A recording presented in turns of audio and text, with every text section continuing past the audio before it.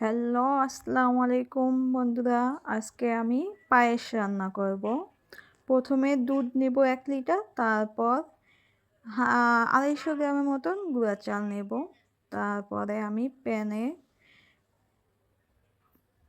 Pan বসিয়ে দেব, তারপর আমি দুধটা ঢেলে নেব। ১ লিটার ফুল দুধটাই আমি ঢেলে নেব প্যানে। তারপর আমি কয়েকটা এলাচ, দারচিনি আর তেজপাতা দিয়ে দিলাম দুধের ভিতরে। তেজপাতাগুলো ২ ভাগ করে দেব আর কি। তারপর পরিমাণ মতন চিনিটা আমি এখন দেব না, পরে অ্যাড করব। তারপর আমি দুধগুলোকে গরম করতেছি আর কি। কিছুক্ষণ পর আমি চালগুলো গরম হয়ে গেলে ওই দুধে ঢেলে দিচ্ছি। তারপর সামান্য পরিমাণ মতো আর কি কিছুটা লবণ আমি দিয়ে দিচ্ছি দুধ আর চাল তার ভেতরে। এখন আমি ওগুলোকে একটু সব কিছু মিক্সড করে দেব, নাড়াচাড়া করব। সাথে আমি কিছু কিশমিশ অ্যাড করে দিচ্ছি।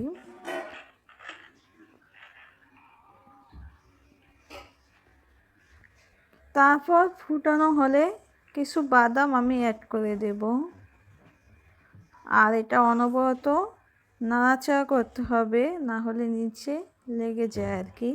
এই জন্য আমি নাড়াচাড়া করতেছি। এর কাছে কাজু বাদাম ছিল না, তার জন্য বাসায় যে বাদামগুলো ছিল ওই বাদামগুলোই আর কি দিয়ে দিলাম।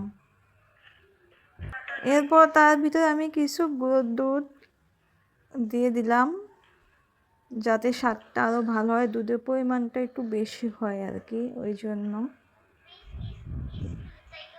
তারপরে আবার নাড়াচাড়া করতে হবে যাতে নিচে প্যানে না লেগে যায়।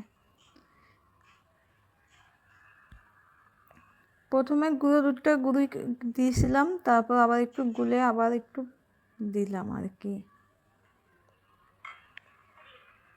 এখন খানিকটা ঢেকে রাখবো। ঢাকার পর ঢাকনা উঠিয়ে আবার নাড়াচাড়া দেবো আর কি। এবার চিনিটা দিয়ে দেব।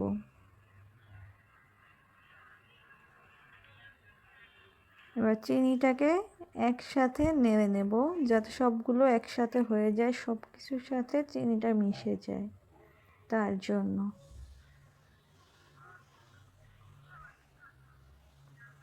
সাইডটা ভালো করে নাড়তে হবে, যাতে সাইডে যেই দুধটা লেগে রয়েছে ওইটা যাতে সব কিছুর সাথে একসাথে হয়।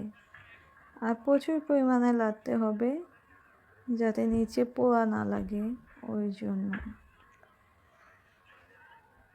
নাড়া শেষ হইলে এবার আমি ঢাকনা দিয়ে ঢেকে দেব। আর একটু ফুটলেই আমার পায়েস রান্না হয়ে যাবে। তবেই আমার পায়েস রান্নাটা হয়ে গেল। জানি না কেমন হয়েছে, আশা করি মোটামুটি ভালোই হবে আর কি। ধন্যবাদ সবাইকে ভিডিওটা কষ্ট করে দেখার জন্য। আল্লাহ হাফেজ।